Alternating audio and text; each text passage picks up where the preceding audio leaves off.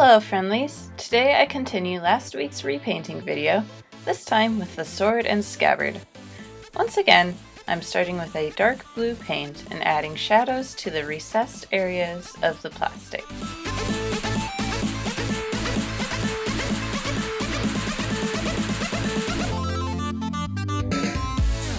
I take it up the hilt and pommel also because this whole project is all about adding dimension.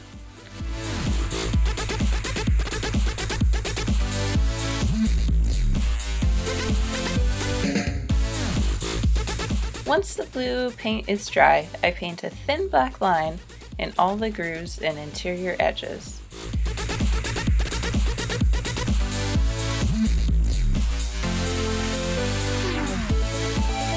Like last week, these details all build to a cartoony effect. With some watered down black paint, I smudge that around the details on the blade and along the edges. I knew the sword would be pulled in and out of the scabbard, so I didn't want to put too much detail in and risk it being scraped off.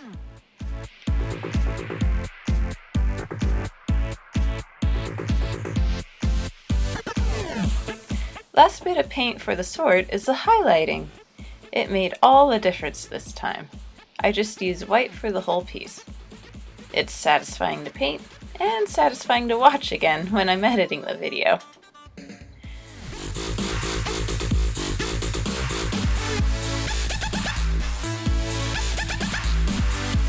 Moving right along to the scabbard, I take a darkened turquoise and, you guessed it, make tiny brush strokes all around the edges.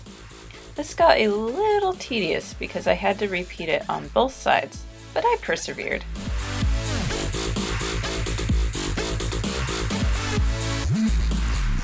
And again, I'm adding a thin black line along the very edge of all the details.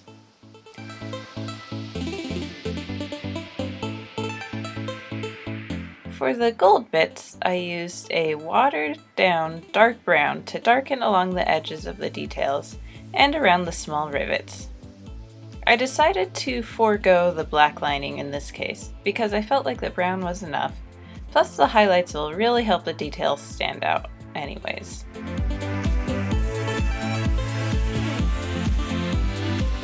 Speaking of highlights, I take the same white paint and line every raised edge.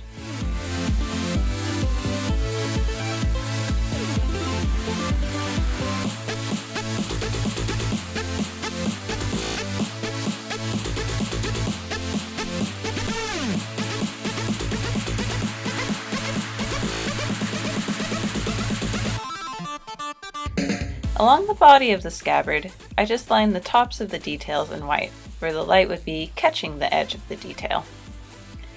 Additionally, don't forget to seal in the paint job for all of these. Here are the final results. I really love how these came out, and the person using them was so excited.